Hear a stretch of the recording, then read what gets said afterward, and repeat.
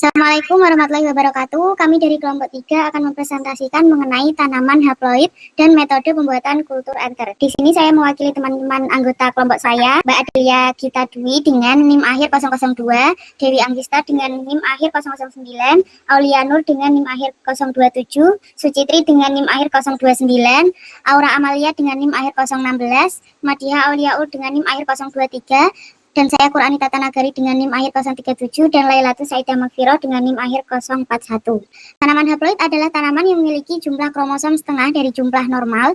Tanaman ini berasal dari sel gamet jantan mikrospora atau sel gamet betina makrospora yang dikembangkan melalui teknik kultur antar atau mikrospora.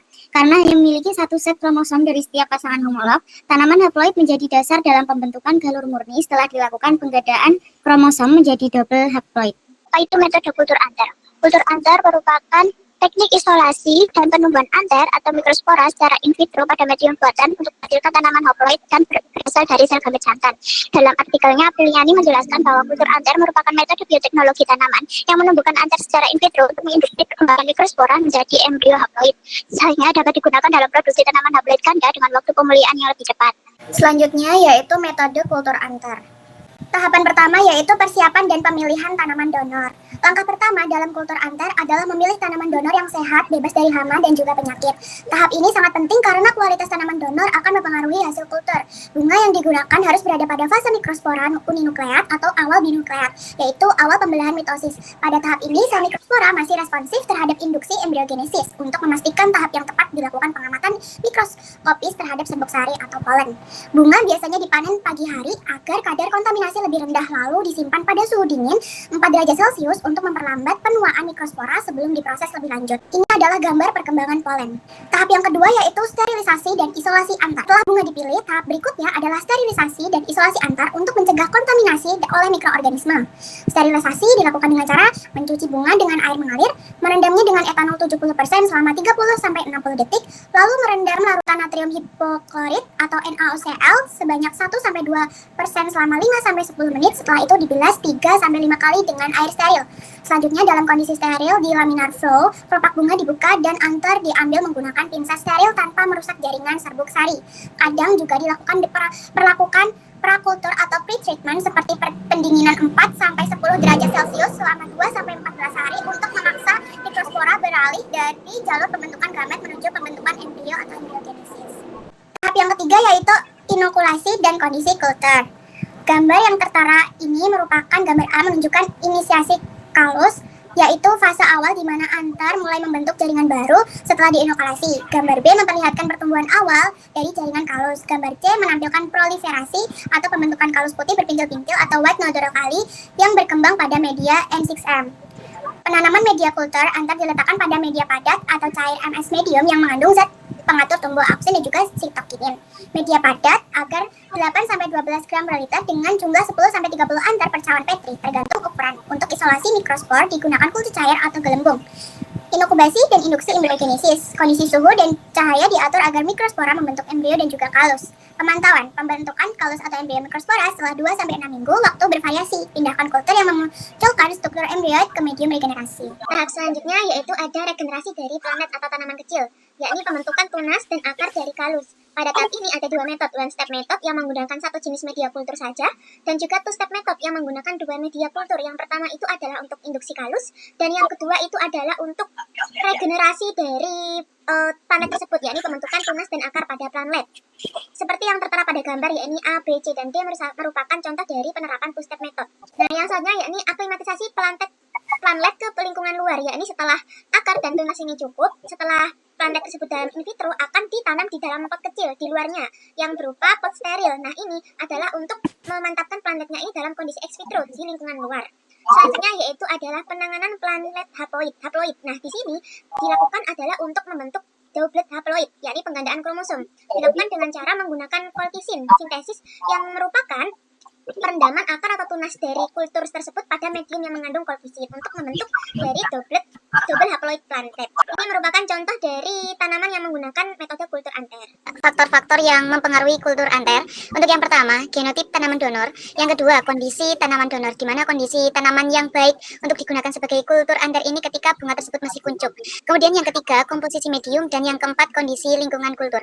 Apabila salah satu faktor ini tidak ada, maka hasil yang didapatkan juga mempengaruhi kualitas dari kultur anter tersebut. Ada tantangan atau problem dalam kultur antar.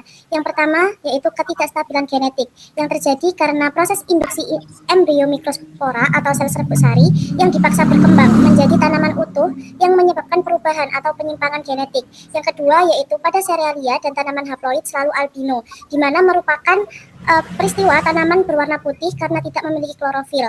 Nah, pada tanaman serealia seperti padi dan gandum ini sering terjadi. Kemudian yang ketiga perlu memodifikasi media seperti rasio hormon, penambahan asam amino dan juga vitamin. Kemudian ketiga tantangan atau problem dalam kultur anter ini sejalan dengan penelitian yang dilakukan oleh Ali et al. Pada tahun 2021 yang berjudul Improve Anterculture Media for Enhanced Callus Formation and Plant Regeneration in Rice Oryza sativa L, di mana menunjukkan keberhasilan kultur anter sangat dipengaruhi oleh faktor genotip, di mana varietas indica memiliki respon yang lebih rendah terhadap pembentukan kalus dan regenerasi dibandingkan dengan varietas japonica.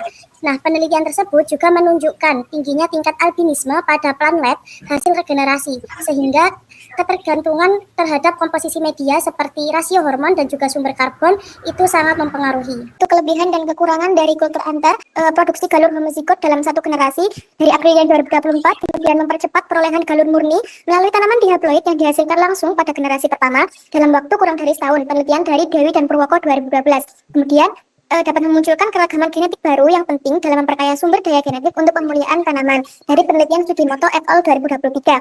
Untuk kekurangan juga ada 3 penelitian, yaitu yang pertama, ketergantungan genotip, yang genotip dan media memiliki pengaruh signifikan terhadap frekuensi induksi kalus dan efisiensi regenerasi tanaman hijau dari penelitian Rahman et al. 2021. Kemudian kekurangan yang kedua, tingkat regenerasi tanaman hijau yang rendah dan albinisme yang tinggi. Regenerasi tanaman hijau selalu disertai dengan regenerasi tanaman albino dengan presentase tanaman hijau hanya 5,7 sampai 76,3%, sedangkan tanaman albino mencapai 23,7 sampai 94,3%. Penelitian dari Jamil et al. 2022. Dan yang terakhir, variasi soma klonal dan perubahan epigenetik yang tidak diinginkan. Kultur anter dapat memicu variasi di nikat DNA termasuk perubahan metilasi dan reorganisasi kromosom dari penelitian Wedzoni et al. 2023. Penelitian sebelumnya yang kami temukan yaitu ada 3 penelitian. Yang pertama ada studi antar tanaman tebu Sesbrum officinarum L sebagai tanaman kultur mikrospora. Yang kedua yaitu ada studi tahap perkembangan mikrospora dan respon upaya hermafrodit varietas Kalina melalui kultur antera. Kemudian yang ketiga ada penentuan tahap perkembangan mikrospora Terong GF Fabian untuk induksi mikrospora embryogenik. Pada studi antar tanaman tebu ini melalui metode penanaman bumi putih penelitian Indrawanto et al. Yaitu ada penanaman tebu, kemudian pengamatan dan seleksi antar tebu. Hasil penelitian yang dilakukan dalam penelitian studi antar tanaman tebu ini disimpulkan bahwa antar yang tepat untuk dijadikan bahan donor kultur mikrospora yaitu antar berwarna putih dan kuning karena di dalamnya terdapat fase mikrospora uninukleat. Pengamatan studi antar tanaman pepaya ini yang diamati yaitu ukuran bunga, yaitu ada kecil, sedang, dan besar. Tiap parameter itu diukur dari 3 kuncup bunga, 30 antar, dan 30 mikrospora. Kemudian karakter morfologi yang diamati yaitu ada panjang kuncup bunga, tangkai sari, dan kotak sari. Selanjutnya dilakukan tahap perkembangan mikrospora, yaitu ada perlakuan awal anter, kemudian dilanjutkan dengan pewarnaan dan inkubasi, kemudian pengamatan mikroskopis, dan rancangan percobaan. Yang terakhir itu dilanjutkan dengan induksi kalus dari antara bunga pepaya hermafrodit, dan kemudian akan dilanjutkan dengan analisis dengan APA, SPSS, B2, dan uji lanjut di MRT.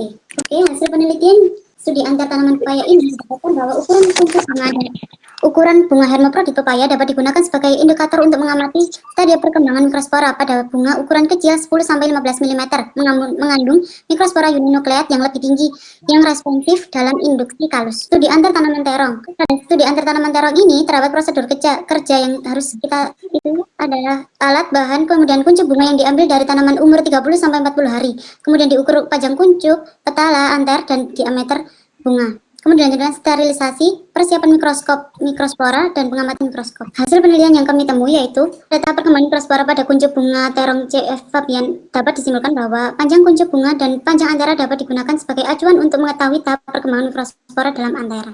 Selanjutnya terdapat kesimpulan, yaitu tanaman ini berasal dari sel gamet jantan mikrospora atau sel gamet betina makrospora yang dikembangkan melalui teknik kultur anter atau mikrospora. Kultur anter merupakan metode bioteknologi tanaman yang menumbuhkan anter secara in vitro untuk menginduksi perkembangan mikrospora menjadi embrio haploid, sehingga dapat digunakan dalam produksi tanaman haploid ganda dengan waktu pemulihan yang lebih cepat. Teknik ini dipengaruhi oleh genotip tanaman donor, kondisi tanaman, dan komposisi serta kondisi lingkungan. Dalam penerapannya, teknik ini memiliki beberapa tantangan, yakni ketidakstabilan genetik dan perlu memodifikasi media yang akan digunakan. Teknik ini sudah berhasil digunakan oleh beberapa penelitian sebelumnya, sebagai contoh yakni tanaman tebu, pepaya, dan juga terong. Dan di sini terdapat daftar pustaka dari apa yang sudah dipresentasikan oleh kelompok kami. Cukup sekian, itu yang dapat kelompok kami sampaikan. Mohon maaf apabila terdapat kesalahan. Wassalamualaikum warahmatullahi wabarakatuh.